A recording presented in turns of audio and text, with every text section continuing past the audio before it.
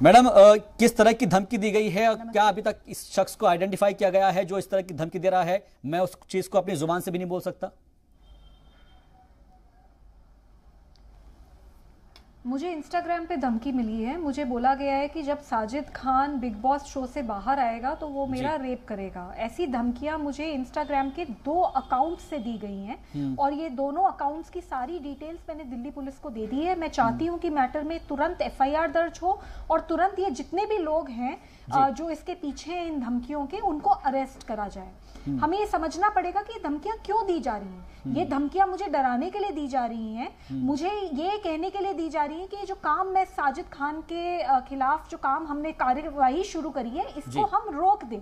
लेकिन मैं बोलना चाहती हूँ कि मैं किसी हाल में डरने वाली नहीं हूँ और ये कार्यवाही तो ऐसे ही जारी रहेगी। हमें ये समझना पड़ेगा कि 2018 में जब मी टू कैंपेन हुआ था, पूरे दुनिया में ग्लोबली ये मूवमेंट चला था, तब 10 महिलाएं सामने आई थी। ये 10 महिलाओं ने एक ही बात कही थी कि किस तरीके से साजिद खान ने उनका यौन शोषण करा है। उनमें से एक महिला ने ये कहा था कि वो 17 साल की थी जब उसने हाउसफुल 4 मूवी के लिए ऑडिशन किया और उस ऑडिशन के दौरान साजिद खान ने उसको बोला कि आप अपने पूरे कपड़े उतारिए तभी मैं आपको रोल दूंगा। इसी तरीके से एक मूवी है हम शक्ल, इसके ऑडिशन करने एक एक्ट्रेस गई और उसको साजिद खान ने बोला कि पूरे के पूरे कपड़े उतारो, अगर तुम्हारा शरीर अच्छा लगेगा तभी मैं तुमको रोल दूंगा। ऐसी एक नहीं, ऐसी 2 नहीं, 10 कंप्लेंट्स हैं अलग अलग महिलाओं से, जर्नलिस्ट से, मॉडल से, एक्ट्रेस से, और इन सारी कंप्लेंट्स पे इन्वेस्टिगेशन तो कुछ हुई नहीं। बिग बॉस जैसे रियलिटी शो में जो कि लाखों लोग देखते हैं और युवा देखते हैं स्पेशली, उसमें इस आदमी को, साजिद खान को एक घर में घुसाया जाता है और उसमें पूरे देश को प्राइम टाइम पे साजिद खान को दिखाया जाता है। तो ये एक अटेम्प्ट है इस आदमी की इमेज को व्हाइट वॉश करने का, जो कि बिल्कुल गलत है। मैंने information and broadcasting minister, union minister Anurag Thakur ji को पत्र भी लिखा है 2 दिन पहले। मैं चाहती हूँ इस आदमी को बिग बॉस शो से तुरंत निकाला जाए और इसके ऊपर कार्यवाही हो। जी, स्वाति मालीवाल जी, क्योंकि आपने कई सारे केसेस के बारे में जिक्र किया है, मैं आपसे समझना चाहूंगा क्या इन केसेस को लेकर कोई अभी तक प्रोग्रेस हुआ है, नहीं हुआ है? क्योंकि आप बता रहे हैं कि जब ये मूवमेंट चला था #मीठू वाला, तो उस दौरान हमने देखा था कि कई सारी जो लड़कियां हैं या फिर लेडीज हैं, उन्होंने खुलकर अपनी बातें रखी थी, खासतौर पर तब जबकि कुछ लड़कियां डरती हैं इस मौके पर, लेकिन जब उन्होंने खुलकर अपनी बातें रखी थी ये तमाम चीजें निकलकर सामने आई थी। क्या अब तक इन केसेस के अंदर कोई प्रोग्रेस हो पाई है? मेरे हिसाब से अभी तक कोई प्रोग्रेस नहीं हुई है। अगर प्रोग्रेस होती तो ये आदमी जेल में होता। ये आदमी तो आज टीवी शो पे बैठा है और ये बिग बॉस जैसे शो टीआरपी के लिए कुछ भी कर रहे हैं। मतलब वो ये टीआरपी अपनी कंट्रोवर्सी क्रिएट करके कि हम साजिद खान जैसे आदमी को, जिसके खिलाफ इतनी महिलाओं ने यौन शोषण के आरोप लगाए हैं, उसको हम अपने घर में ले लें, उसकी से हमारी टीआरपी बढ़ेगी, कंट्रोवर्सी होगी। तो किस तरीके की घटिया मानसिकता है। और मुझे समझ नहीं आ रहा कि 2 दिन हो गए और कितने दिनों से तो ये शो चल रहा है, तो क्यों नहीं साजिद खान को वहां से हटाया जाता यूनियन मिनिस्ट्री के द्वारा? बिल्कुल हटाने की जरूरत है। आप ये देखिए कि जब दिल्ली महिला आयोग की अध्यक्ष एक्शन लेती है तो उसी को रेप थ्रेट दिए जा रहे हैं। उन 10 महिलाओं का क्या हुआ होगा? स्वाति मालीवाल जी, क्योंकि जो हम केसेस का जिक्र कर रहे हैं ये कोई पहला मामला नहीं है, इसके अलावा और भी कई मामले होंगे जो कि नजर में नहीं आए हैं। और दिल्ली विमेन कमीशन का तो काम यही है कि खासतौर पर उन आवाज को बुलंद करना जो को दबाया जाता है, जिनको किसी ताकत के दम पर दबाया जाता है या फिर किसी पैसे के दम पर दबाया जाता है। सवाल यह है कि वो ताकत कौन है? क्या आपने अभी तक पहचाना है या फिर आपको कोई किसी ने बताया हो कि भाई इनके पीछे कौन ताकतें हैं, कौन शक्तियां हैं? देखिए, बात बिल्कुल सीधी सी है। अमेरिका में जब मी टू मूवमेंट होता है तो कई महिलाएं सामने आती हैं और उसके बाद कई आदमियों के ऊपर एक्शन होता है। इंडिया में जब मी टू मूवमेंट होता है तो महिलाएं तो सामने आती हैं लेकिन एक्शन कोई नहीं होता। तो ताकत तो बिल्कुल सीधी दिख रही है। भाई क्यों बिग बॉस जैसा शो साजिद खान को अपने घर में इनवाइट करेगा?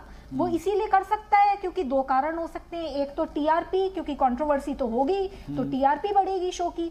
दूसरी बात ये है कि ये जो आदमी है साजिद खान, ये पावरफुल आदमी है बॉलीवुड में, तो इसके अपने बड़े कॉन्टैक्ट्स हैं। उन कॉन्टैक्ट्स के थ्रू इसने अपनी इमेज को व्हाइट वॉश करने के लिए ये एक अपॉर्चुनिटी ढूंढी है। तो इसमें अब साजिद खान तो अपने आप को बचाने के लिए जो कर रहा है बिग बॉस शो अपनी टीआरपी के लिए जो कर रहा है लेकिन जो सही बात है वो ये है कि जो यूनियन मिनिस्टर है जिनको पत्र भी लिख दिया, पहली बात तो उन्हें खुद ही कर लेना चाहिए था एक्शन। अब दिल्ली महिला आयोग ने पूरा पत्र लिखा है, 2 दिन हो गए उस पत्र पे, आप कोई एक्शन ही नहीं ले रहे, आप साजिद खान को एक बिग बॉस शो से नहीं निकलवा पा रहे, तो ये क्या काम है? आप क्या मैसेज देना चाह रहे हैं? आप मैसेज ये देना चाह रहे हैं देश की महिलाओं को कि आप कुछ भी बोलते रहो, आप कोई भी कितने भी बड़े आदमी के खिलाफ कोई एक्शन आप करवाने की कोशिश करो, कोई एक्शन नहीं लिया जाएगा। तो यही तो मैसेज है। तो ये मैसेज कैसे है? क्या इन्वेस्टिगेशन हुई है आज तक साजिद खान के ऊपर? जब 10 महिलाएं सामने आई हैं तो कोई इन्वेस्टिगेशन कुछ तो हुई होगी, उसको क्यों नहीं पब्लिक किया जाता? क्यों ये आदमी को प्रॉपर्ली इन्वेस्टिगेट करके जेल नहीं भेजा जाता? ये सारे सवाल हैं और मेरे को लगता है कि केंद्र सरकार को इस पे एक्शन करने की जरूरत है और मैं चाहती हूँ कि अनुराग जी तुरंत अभी के अभी एक्शन लें।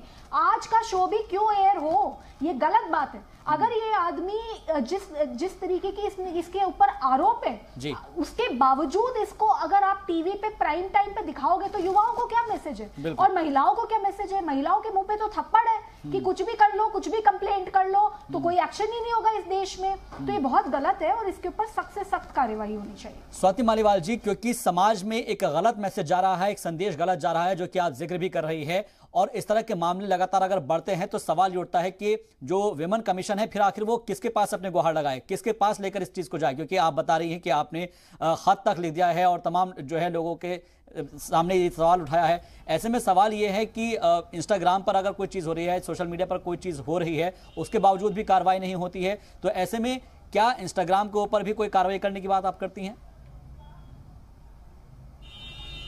देखिए, मेरे को ये लगता है कि दिल्ली पुलिस को मैंने अपनी कंप्लेंट दी है, वो एफआईआर करें, वो अरेस्ट करें। साथ में मैंने complaint information and broadcasting minister को दी है कि वो साजिद खान के ऊपर एक्शन लें। अब सारी काम इन दोनों अथॉरिटीज ने करना है और मुझे ऐसा लगता है कि दिल्ली महिला आयोग एक पावरफुल बॉडी है, एक रिस्पॉन्सिबल बॉडी है। जब हम इन दोनों को कंप्लेंट्स दे रहे हैं तो उसके ऊपर एक्शन होना चाहिए। तो मेरी अपील है अनुराग ठाकुर जी से स्पेशली कि आप एक्शन लीजिए। आप एक्शन नहीं ले रहे और उल्टा दिल्ली महिला आयोग के अध्यक्ष को ही रेप थ्रेट्स मिल रहे हैं, तो ये कहाँ का न्याय है? सबसे अहम बात तो ये है स्वाति मालीवाल जी, क्योंकि ये कोई पहला मामला नहीं है, क्योंकि आप ये भी बता रहे हैं कि 10 जो लड़कियां हैं, जो लेडीज हैं, वो अपनी अपनी व्यथा बता रही है, चाहे उसमें मॉडल्स हो या फिर कोई काम मांगने के लिए गई हो। क्या उनकी तरफ से अभी तक कोई ये कहा गया है कि किस किस शख्स ने कब कब ये चीजें कही थी? और क्योंकि खासतौर पर मीठियों को लेकर एक बड़ा कैंपेन भी चला गया था और आप कह रहे हैं कि इंडिया के अंदर उसके ऊपर कार्रवाई नहीं होती है, क्या लगता है कि सियासत से जुड़े लोग इसके अंदर हो सकते हैं, जो पावरफुल लोग हैं, और जिसकी वजह से कार्रवाई नहीं हो रही है? जी, ये सारे पावरफुल लोग ही हैं जिनके खिलाफ कंप्लेंट्स हुई हैं। पावरफुल है तभी तो कोई एक्शन नहीं हुआ। तो ये तो इंडिया में ही होता है कि अगर कोई पावरफुल आदमी हो, उसके खिलाफ कोई कंप्लेंट करता है तो उसके ऊपर कोई एक्शन नहीं होता। बाकी जगहों पे थोड़ी ना ऐसे होता है। तो ये बहुत गलत है और इसके ऊपर एक्शन लेना चाहिए और एक स्ट्रांग मैसेज देना चाहिए इस देश में कि महिलाओं के साथ हैं, महिलाओं के विरुद्ध नहीं।